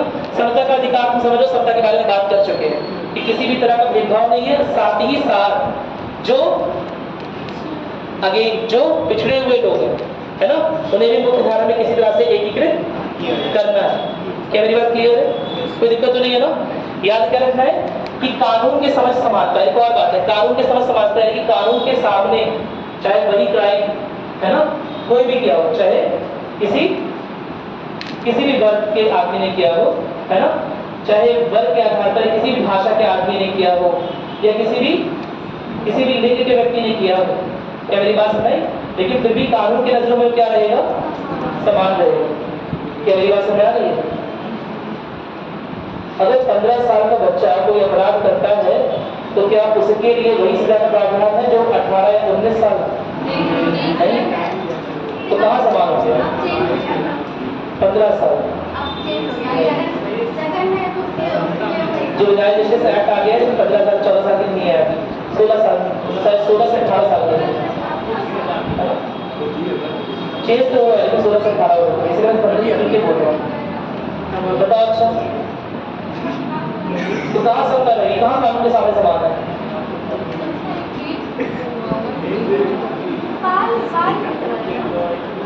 हाँ, उसके लिए भी कुछ ना कुछ होगा, करेक्ट, उसके लिए भी कुछ ना कुछ, उसके लिए भी सजा होगी, लेकिन उसकी सजा सुधार के रूप में होगी। क्या मेरी बात सुने? उसे नई जिंदगी चलाने का एक मौका मिलेगा। यह माना जाएगा कि उसने भूलवश ऐसे कर लिया था, उसे इस अपराध की संगीनता के बारे में अभी पूरी तरह से पता नहीं। क्या मेरी बात समझ में आ गई? कोई दिक्कत तो नहीं है ना इसमें? ठीक है। इसमें जुवेनाइल जस्टिस एक्ट वाला भाग है, कहीं नोट कर लो, बताऊंगा, कहीं जेजे एक्ट लिख लो, जेजे एक्ट बताना है, नहीं याद रहेगा मैं तो पूछ लेना कभी बीच में, ठीक? चलो, बंधुता की बात कर रहे हैं, फ्रेटर्निटी। क्या अंतर होता है बंधुता और भाईचारा में? कोई अंतर होता है? मेरे तो सेम ही चीज लग रही है, एक ही चीज लग रही है, एक ही चीज है। बंधुता और भाईचारा में कोई अंतर होता है? एक ही चीज नहीं लग रही है? नहीं? बताओ। बंधुत्व, ठीक है, भाईचारे की भावना को बंधुत्व बोल देते हैं, और बंधुत्व की भावना को भाईचारा बोल देते हो। अपना बराबर हो गया फिर तो। बताओ, किसे बोलते बंधुत्व? दोबारा वही अखंडता वाला कॉन्सेप्ट लेके चलना है। बंधुत्व की भावना कि अगर देश के लोगों को कोई अलग अलग भी करना चाहे, मेरी बात सुनाई, तो भी किसी भी हाल में, किसी भी शक्तियों के दबाव में, किसी भी तरह की शक्तियों के दबाव में अलग अलग नहीं होता। क्या मेरी बात सुनाई? यह भावना दिखाती है बंधुत्व की। क्या मेरी बात क्लियर है? केवल भाईचारे की भावना नहीं, बंधुत्व की भावना भाईचारे से बड़ी है कि कुछ भी हो गए, कैसी भी शक्तियां हो जो देश के नागरिकों को अलग अलग करने का प्रयास करें, फिर भी किसी भी रूप में अलग नहीं होना है। तो बंधुत्व की भावना भाईचारे की भावना से थोड़ी सी बड़ी है, क्योंकि भाईचारा की भावना फोकस करती है एक ही धर्म, एक ही जाति, एक ही वर्ग, एक ही क्षेत्र या एक ही भाषा पर। क्या मेरी बात समझ में? नहीं बात समझ में? लेकिन बंधुत्व की भावना फोकस करती है किस पर? कि अलग अलग धर्म के लोग हो, अलग अलग जातियों के लोग हो, अलग अलग क्षेत्रों के लोग हो, अलग अलग भाषा बोलने वाले हो, अलग अलग लिंगों के भी लोग हो सकते हैं, लेकिन उनमें आपस में कैसी भावना हो? बंधुत्व। नहीं समझ पाए बात? नहीं समझ में? दोबारा समझते हैं, दोबारा समझ लेते हैं। भाईचारे की भावना के लिए एक बेसिक चीज होनी चाहिए, या तो सेम रिलीजन, या सेम तरह का कास्ट, या सेम तरह की लैंग्वेज, समझ लो ना, सेम तरह का कल्चर। लेकिन भारत में क्या एक ही रिलीजन के लोग हैं? क्या एक ही धर्म के लोग हैं? क्या भारत में एक ही जाति के लोग हैं? क्या भारत में एक ही वर्ग के लोग हैं? क्या भारत में एक ही भाषा के लोग हैं? सबका आंसर नहीं है। समझ गया ना? तो यानी कि अलग अलग होने के बावजूद जाति के आधार पर, धर्म के आधार पर, वर्ग के आधार पर, क्षेत्र के आधार पर, भाषा के आधार पर, सभ्यता और संस्कृति के भी आधार पर, रेस के आधार पर, रेस समझते हो? रेस क्या होता है? रेस नहीं, वो नहीं, एकदम नहीं। नस्ल, क्या भारत में एक ही नस्ल के लोग रहते हैं? नहीं रहते हैं ना। तो फिर कैसे भी भेदभाव हो भारतीयों के बीच में, फिर भी वो अलग अलग नहीं है, वो एक ही बंधुत्व से बंधे हुए हैं। क्या मेरी बात क्लियर है? कोई दिक्कत तो नहीं है ना? ठीक है, तो इतना क्लियर होगा मेरे ख्याल से। व्यक्ति की गरिमा, राष्ट्र की एकता और अखंडता सुनिश्चित करने वाली बंधुता की भावना को बढ़ावा देता है, यानी कि व्यक्ति गरिमा में जीवन व्यतीत करे, और साथ ही साथ राष्ट्र की एकता और अखंडता भी तभी होगी ना जब राष्ट्र के लोग आपस में नहीं लड़ेंगे, आपस में डिवाइडेड नहीं होंगे। क्या मेरी बात समझ में? राष्ट्र की अखंडता कौन सुनिश्चित करेगा? अरे कौन लोग आपस में लड़ रहे हैं? क्या हिमालय ने गंगा पर आक्रमण कर दिया है? हाँ। क्या गंगा यमुना से वो लड़ती है? नहीं। तो कौन लोग लड़ रहे हैं? लोग लड़ रहे हैं ना। क्यों लड़ रहे हैं? क्योंकि वो अलग अलग भाषा, अलग अलग धर्म, अलग अलग जाति और अलग अलग जो भी है वो सबके रूप में डिवाइडेड है। मेरी बात समझ में? तो उनका डिवीजन ना हो, राष्ट्र की एकता और अखंडता बरकरार रहे, यह बहुत जरूरी भावना है। भाईचारे की भावना इससे सीमित भावना है, बंधुत्व की भावना एक विस्तृत भावना है। क्या मेरी बात समझ में आ रही है? अरे बोलो। समझ में आया? उन्होंने एक एक शब्द उठाया, बहुत सोच समझ के उठाया। मेरी बात सुन रहे हैं? उन्होंने एक एक शब्द जो उठाया उसके पीछे बहुत गहन शोध किया हुआ है। समझ आ रहे हैं? कि भाईचारा वहां नहीं लिखा है, वहां बंधुत्व भी लिखा है, कि समझ पाओ कि बंधुत्व की भावना जो होती है वो अलग अलग लोगों के बीच में भी हो सकती है। उनका बैकग्राउंड अलग अलग हो सकता है, उनकी जातियां, उनका धर्म, उनका नस्ल अलग अलग भी हो सकता है, फिर भी वो ये मान के चले कि वो एक ही राष्ट्र का हिस्सा है। फिर भी वो ये मान कर चले कि वो एक ही राष्ट्र का हिस्सा है और इसलिए अलग अलग नहीं है। भारतीय के मैंने सिखाया था क्लास में आते हुए, मैंने बोला था देश में सबसे बड़ी आइडेंटिटी कौन सी है आपकी? भारतीयता की आइडेंटिटी, भारतीयता की पहचान। आप अलग अलग धर्मों के हो सकते हैं, अलग अलग जातियों के हो सकते हैं, अलग अलग नस्लों के हो सकते हैं, अलग अलग भाषा बोलने वाले हो सकते हैं, लेकिन सबसे इनसे सुप्रीम आइडेंटिटी, इनसे बड़ी पहचान आपकी क्या है? कि आप सब भारतीय हैं। क्या मेरी बात सुन रहे हैं? कोई दिक्कत तो नहीं है? तो उसी भावना की बात कर रहे हैं कि किसी भी तरह से एकता और अखंडता को सुनिश्चित करना है। बंधुता का मतलब क्या होता है? कि सभी नागरिक एक दूसरे के प्रति सम्मान करें, ठीक है, और सहयोग की भावना रखिए। यह विचार राष्ट्र की अखंडता को बनाए रखने का बताया था ना, अखंडता, कि भाई अखंडता कब बनेगी? जब लोग आपस में जुड़े रहेंगे, नहीं लड़ेंगे। क्या मेरी बात सुन रहे हैं? तो यह विचार राष्ट्र की अखंडता को बनाए रखने के लिए बेहद जरूरी है। राष्ट्र अखंड तभी रहेगा जब लोगों में बंधुत्व की भावना रहेगी, इसीलिए वही शब्द वहां उठाया। क्या मेरी बात सुन रही?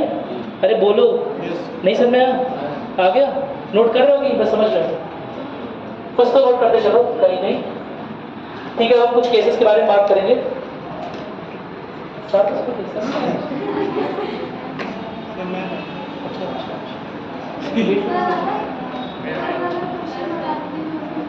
चलो ठीक है, हाँ आज PYQ ने सेंड कर दिया है। मैंने जब PYQ सेंड करे तो मैंने देखा मैंने यूनियन वाला जो है वो प्रीएम्बल में दिया हुआ है और प्रीएम्बल वाला यूनियन में दिया हुआ है ना? तो आप लोग आज जाके कौन से क्वेश्चन सॉल्व करोगे? यूनियन वाला कि प्रीएम्बल वाला? यूनियन वाला सॉल्व करना, यूनियन वाली PDF खोलनी है, ठीक है, क्योंकि उसमें जो क्वेश्चन है वो किसके हैं? प्रीएम्बल के। दोबारा बोल दे रहा हूँ, आपके ग्रुप पर 2 PDF गया है PYQs यानी कि प्रीवियस ईयर क्वेश्चंस के सारे क्वेश्चन जो करवाया है उससे हो जाएंगे। पहली बात, सारे क्वेश्चन जो करवाया उससे हो जाएंगे। दूसरी बात क्या है यार, केस ही पढ़ाना था आप लोग को आज, क्या बताओ ना, चलो